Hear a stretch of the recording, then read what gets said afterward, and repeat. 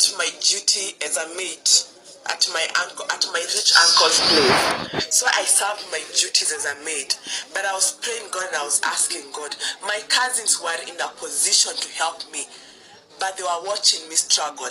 They are watching me find my own way. I come from, my family on my dad's side is very powerful. They are very powerful, they are very rich, they are wealthy, And and if there's one thing that God has taught me, do not ever rely on a man. Because I went out, I graduated, and I was relying on a man to help me. I was relying on my cousins. I was relying on my cousins to help me.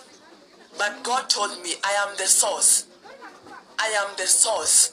God told me, I am the source. Why are you going to your cousins? Your cousins want you to be miserable. My family on my dad's side, they are rich, they are wealthy. So when I was told to go and become a maid, I went and became a maid.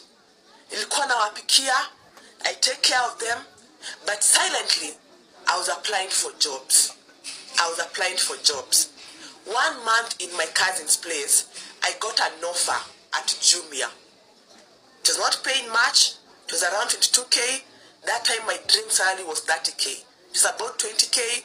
So it was about 22K plus we had to work overtime. So I applied for this job silently. No one knew it. Nobody knew it. I applied for it silently. And I got the job. When I got the job, that's when I told my friends. You know, I've always been this person who has always been protective of my energy and my success, because my energy and my success usually come too strong for others. It is not my responsibility to become small so my friends could fit in. I refuse to be small, and I always knew if I told my friends something, it would always go badly.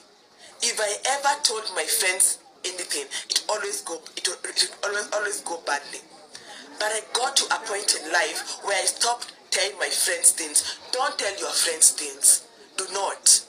Don't tell them things. Protect your energy at all costs. So I got a job at Jumia. After I got the job, that's when now I told my friends I found a job at Jumia. I was like, I told my friends, I have found a job at Jumia. They were like, how did you apply? I was like, I just applied and I got the job. I just applied and I think God's favor has been around me. So I remember I texted my cousin. I told my cousin, I have both good news and bad news. She asked me, what are the good news? No, what are the bad news? I asked her, which one do you want to hear first? I was like, the bad news. The bad news is I have found a job at Jumia, and I'll be going to look for a house in pipeline, and I'll be leaving. Thank you so much for the offer you gave me, but I'm gonna be leaving your parents. That's the bad news. The bad news is that my 2 uncles, they have nobody to take care of them. That's the bad news. Because I'm supposed to start this work with immediate effect. So I went, Nika House Hunt, my friends Kina Justo, and it was Justas and Win. So what was her name? Win. I can't recall her name. They hosted me for like a day. Then I remember Justas. Justas was my schoolmate at Chuka University. Can you imagine Justas? He gave me a bed. My cousin was to sell me a bed. He gave me a bed and told me, I have outdone this bed. Take this bed. So my friend gave me that bed, and I moved with that bed in my new life in Pipeline. Ready to start again. I got a house that I was paying 7K, and I was ready to start all over again. So I got the house. This time I got the house at the cleaner side of Pipeline, up at Transami. I got a house there. It was approximately 7K. Nikaanza kazi. Nikaenda Jumia. Nikafanya kazi kwa bidii so I can be absorbed. So I went there and worked hard. I was working overtime. I was working overtime so I could be paid 1 hour 100. I was working overtime so I could be paid 1 hour. 1 100 shillings. I didn't lose the faith. I worked diligently.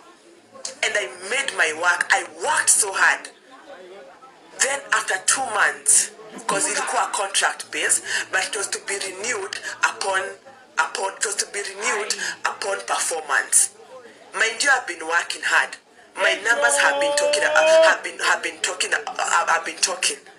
So after 2 months, we were called. The HR told me, Mark, let's meet in the office after 2 months.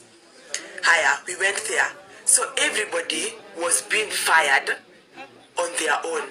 And I got the termination letter. And I was asking myself, when I was working this hard, when I was working so hard to beat timelines, to make sure, did they not see my work? Did they not ever see my work? But the catch is, those managers were from leavers. So being a graduate, I was a threat to them. So they fired me. It's not because I was not good at my work, but I was fired because I was a threat to them. How I was working hard, I was a threat to them. And I got fired. And I remember they hosted a party that we would go to. And I said, I won't go to that party. I will not go. You fire me, then you call me for a party. I will not go. Thanks, but no thanks. I didn't go for the party. I didn't go for it. I remember I went to my house, I bought 2 joints, and I smoked.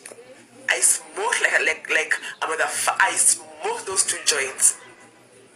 I smoked those 2 joints. And I was crying to God and asking God. So when I got my salary, I made sure I have paid rent for 3 months. I made sure my rent was paid for 3 months. So I went to my house, I made sure I paid my rent for 3 months. For 3 whole months. Then I remember when I was working at CCFC, there was this rich guy. His name was Shifi. I don't know, he was driving a Mark X, he was very good, and he was very rich, and he had everything going on for himself. So when I was working at CCFC, he was always asking me, can I come to your house? Can I come to your house? And I was always saying no. When I lost my job, he promised he would pay rent for me. And I asked him, are you still going to pay for my rent? He told me he can't pay rent for a cow he does not milk. I was like, it's okay. Goodbye, ciao, leave. So I lost my job. When I lost my job again, my story is filled with God showing me I am the source. Stop relying on a man. I am the source. Don't rely on a man. I am the source. I am the source. Stop relying on a man. I am the source. That is one thing God kept reminding me. Mark, I am the source. Stop going to families. Stop going to friends. Stop going to men. I am the source. I remember when I was working at Jumia, there is this guy that I really liked, and we had secretary. I didn't get, let's get to corporate. So this guy says, I don't recall his name. He says he can't buy a meat for a cow. So 1 month passes, no job. 2 months passes, no job. And 3 months, the third month was a month. The third month was a month. The third month was a month. The third month was a month I became really desperate.